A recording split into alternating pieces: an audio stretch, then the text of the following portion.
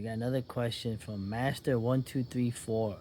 And he was basically saying, like, can you describe your experience with all the departments in a grocery store? Everyone knows the ghetto grocer. People are still asking you, James, who's teaching you about, conspiracies and like how to fight and like the meaning of things and how to live like a barbarian.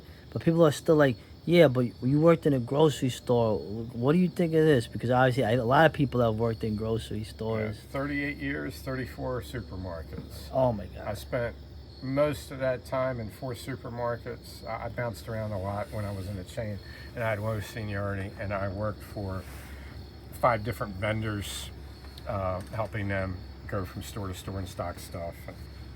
Okay, so the most of your managers come from the front end. Mm. That is the cashiering department. That's where the money is collected. I've only known one store director that ever came out of the meat room. Meat room is where your goons are. I never qualified to work in the meat room. That is a black hole. Usually big guys, flat feet, a high cold tolerance, strong dudes, because the stuff still comes packed in 80-pound boxes.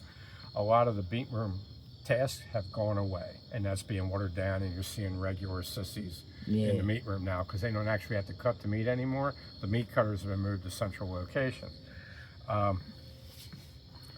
Usually like no personality. Like guys come out of the meat room, it's like, I mean, they'll get married because some not too good looking chick needs some dude that's got a regular paycheck that makes decent money. Okay, but meat guys are generally good. Right. There'll usually be one nice guy. That's the guy that gets picked on by the other meat room guys. Average intelligence. Meat cutters tend to have average intelligence, which means they have high intelligence for a supermarket, because people are below average, but their social intelligence is like, in the gutter, so they don't get into management. The front end guys are really into chicks. Okay, so most of the best looking cashiers are getting banged by like the assistant manager or a district manager, usually not that manager, okay, because then that causes a lot of problems. And they'll usually be promoted when you get the pretty chick that actually has a brain. She's immediately getting promoted, and she's going to go into courtesy, then she's going to go up in the office, then she's going to go in the back office. Okay. The hot foods, the whole bakery people tend to be lazy and stupid. Okay, and it's a wall sweeter. Nobody makes any money. Some of them will have artistic inclinations, and the ladies will tend to be very nice. Okay, because they know they're lazy and stupid, and they need a man to take care of them, and they really appreciate a guy that works hard. Okay, and they tend to be pretty cute because they work towards the front of the store. Good place to find a babe. Deli is a bunch of neurotic people. They all try to forget that they're worried about losing their thumb on a deli slice. Oh yeah, those things are nasty. Okay, right. My dad used to threaten me with that at the butcher shop, that he would put my hand in there. Yeah, you couldn't get me anywhere near a deli slicer. Hot foods people, you're talking about restaurant people. Drug users, alcoholics, hot crazy chicks. Another good place to get laid. It's a hot foods department. Well, in case you haven't known, Mr. LaFond is extremely heterosexual. Okay. I just wanted to make sure you guys knew this. Okay. Okay. Seafood department. Sleazy. Oh, okay. Hey, I know guys that work there. Somebody that's stealing from you. No. Yeah, they're in the seafood department. Okay. I knew 2 guys that worked in the seafood department. People are sleazy. Even the ones that aren't thieves, they steal from the wholesaler. That's right. Okay. Seafood people are sleazy. Okay? Yeah. That's just the way it is. They're kind of meat room adjacent. Right. They carry knives. Well, you make friends with them, and they could give you good advice for betting and like who's got STDs and all that kind of stuff. Yeah. The produce department, lazy. And that's like I've only worked with about 50 or 60 produce guys. I have known 2 of them that were hardworking. Okay, most of them are lazy. Yeah. But they tend to be of average intelligence, just like the meat cutters. But they have social intelligence. Produce guys are out there. The meat cutters are like hiding in the background, cutting up dead animals. Right. Okay? Produce, you got to be out there. Okay. You're moving highly perishable items. Produce department, you're actually spending, in a well-run department, you're spending most of your time out on the floor. You're there to schmooze with the customers. So you will get an occasional store manager who will come out of produce because they have good people skills.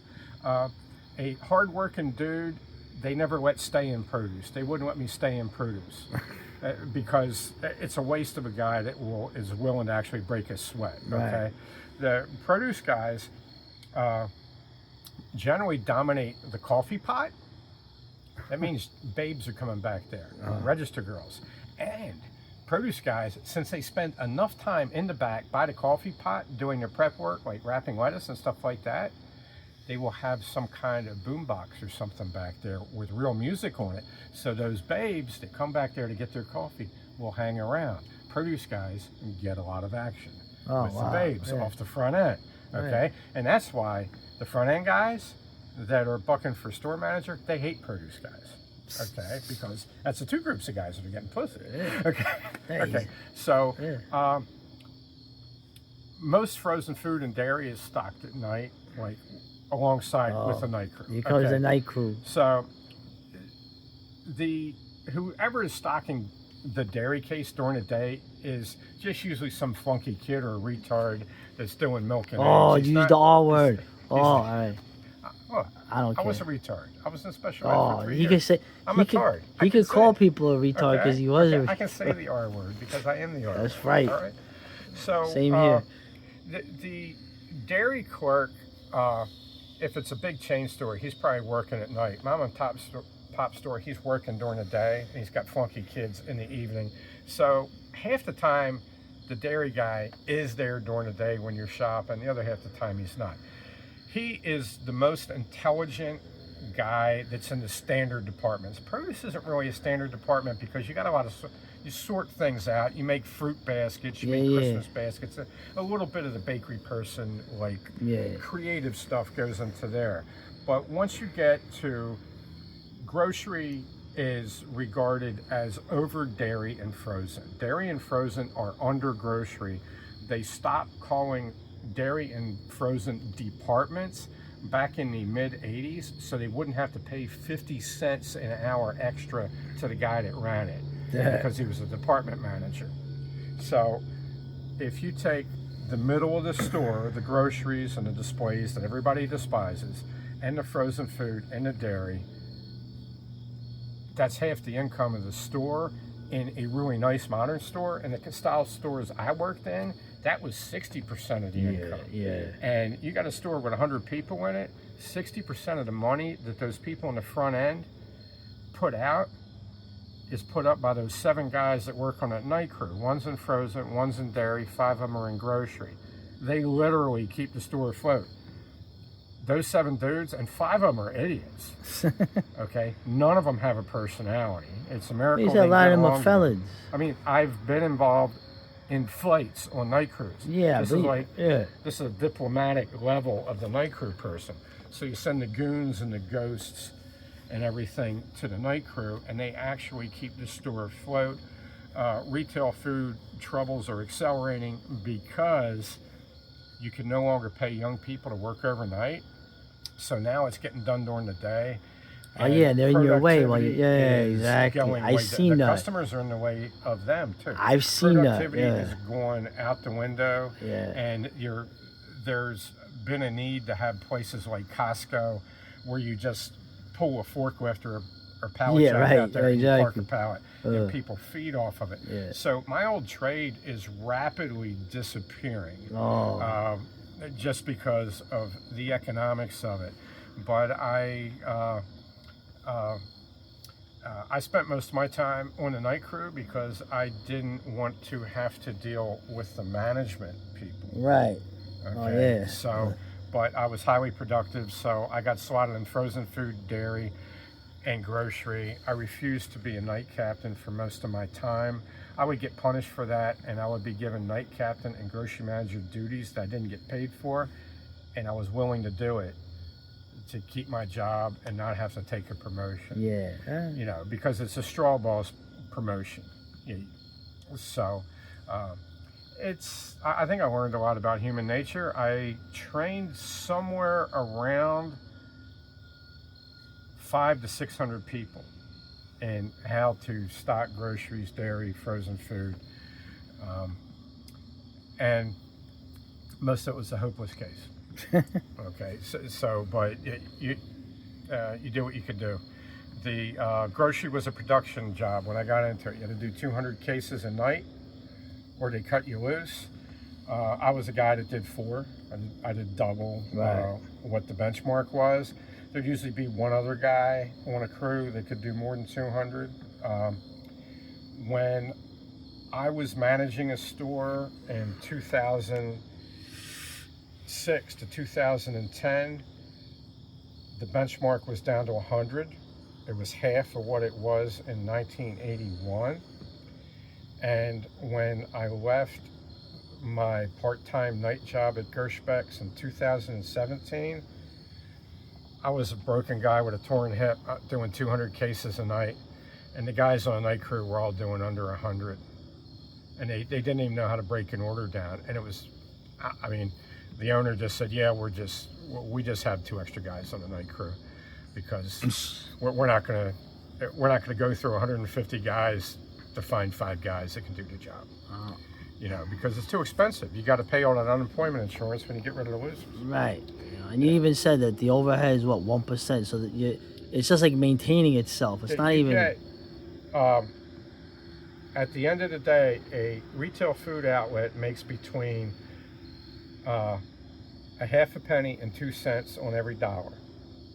So it's a 0.5% to 2%, depending on their format. That comes out of the net. The gross profit, that's the net profit. The gross profit is different per a department. The store that I took over had a gross profit at around 16%. When I took it over, I was only allowed to control 60% of the volume because I had no history in like the bakery and all that kind of stuff. So the owners continued to screw that up, and I fixed the other stuff, and that was enough to get the gross that was the payroll cut. The big thing is the payroll. Their payroll was like 16%. Right. Okay, I got the payroll down to like 12%, which would have still got me fired at a chain store. Yeah. Depending on the department, your gross profit, your gross margin is between 18.5% and 40%. So like the meat, deli, all that's up around the 40% margin. And the groceries down around 18 to 19%. And store-wide, you're hoping for something that's going to dial in between 25 and 35. Right. And then that's going to get, once your overhead, you pay for the electric bill, which could be like $10,000 a month. Now you're down to a penny. Yeah, well, I'll tell you this though, as pathetic as the supermarket industry seems to be, it has nothing on the medical industry, which gets subsidized by the government. So, well, at least you're not dealing with life or death situations. I had to provide Pop-Tarts and Sunny Delight. Well, I'm saying, okay, I think for armed people. I think you've had a better impact on life and a positive outlook on people than other people working in other industries. So, because I mean, eating a Pop-Tart, that is definitely something. If you have no strawberry Pop-Tarts or Sunny D on Food Stamp Week, you're that whistling that you hear in the air. Oh yeah. Okay, that's the Asagag one. That's the planet of the. Oh, don't say. That's Sunny the spear. That's the spear. Oh. Sunny Delight. That's the grossest fucking. Anyway, all right. Tampico is worse. Yeah. Well, yeah. Well, yeah. Sunny for you people in other countries, Sunny Delight is like synthetic orange drink. But it's not really. It has hexabetaphosphate in it. Yeah. Refractionated vegetable oil to give it that nice kind of like creamy motor oil. Oh God, oh dude, yeah. So hey, all right. Well, you don't have to refrigerate it, so it's a deal. All right, this is a good video. We got another long professor video coming next. Oh, did I mention he's heterosexual? All right, let me shut up.